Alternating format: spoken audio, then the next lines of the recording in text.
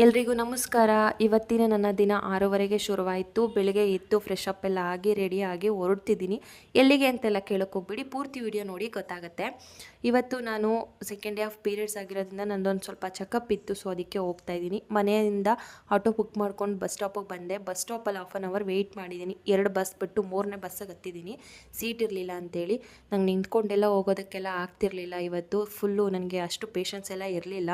So ಅದಕ್ಕೆ ನಾನು ಬೆಳ್ಳೂರು ಕ್ರಾಸಿಗೆ ಬಂದು ಅಲ್ಲಿಂದ ಆಟೋದಲ್ಲಿ ಹಾಸ್ಪಿಟಲ್ ಹತ್ರ ಬಂದೆ. ಗೊತ್ತಾಗಿರುತ್ತೆ ನಿಮಗೆಲ್ಲ ಈ ಹಾಸ್ಪಿಟಲ್ ಯಾವುದು ಅಂತ, ಆಲ್ಮೋಸ್ಟ್ ಎಲ್ರಿಗೂ ಗೊತ್ತಿರುತ್ತೆ. ಅಲ್ಲಿಂದ ನನ್ನ ಚೆಕಪ್ ಎಲ್ಲ ಮುಗಿಸ್ಕೊಂಡು ತಿಂದಿರಲಿಲ್ಲ. ತಿಂಡಿ ತಿನ್ನುವಾಗ ಈ ಒಂದು ದೃಶ್ಯನ ನೋಡಿದೆ.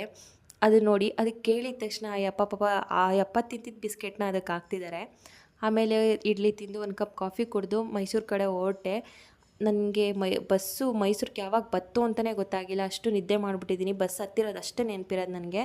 ಮೈಸೂರಿಗೆ ಬರೋವರೆಗೂ ನಾನು ಫುಲ್ಲು ನಿದ್ದೆ ಮಾಡಿಬಿಟ್ಟಿದ್ದೀನಿ. ನೈಟೆಲ್ಲ ಪೇಯ್ನ್ ಇದ್ದಿದ್ದರಿಂದ ಸರಿಯಾಗಿ ನಿದ್ದೆ ಮಾಡಿರಲಿಲ್ಲ.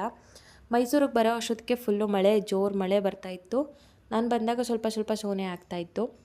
ನಾನು ಎಲ್ಲೇ ಹೋಗಿ ಬಂದರೂ ಈ ಒಂದು ಶಾಪಲ್ಲಿ ನಾನು ಕಾಫಿ ಕುಡಿದೇನೆ ಮನೆಗೆ ಬರಲ್ಲ. ಬಸ್ ಸ್ಟಾಪಿಂದ ಕಾಫಿ ಕುಡ್ಕೊಂಡು ಮನೆಗೆ ಬಂದು ಫ್ರೆಶ್ ಅಪ್ ಎಲ್ಲ ಆಗಿ ರೆಸ್ಟ್ ಮಾಡಿದೆ. ಆ್ಯಕ್ಚುಲಿ ಇವತ್ತು ನಾನು ಡ್ಯೂಟಿಗೆ ಹೋಗಬೇಕಿತ್ತು, ಬಟ್ ನಾನು ಡ್ಯೂಟಿಗೆ ಹೋಗೋಷ್ಟೆಲ್ಲ ಪೇಷನ್ಸ್ ಇರಲಿಲ್ಲ, ಸೊ ಅದಕ್ಕೆ ರೆಸ್ಟ್ ಮಾಡಿದೆ. ಇದಾಗಿತ್ತು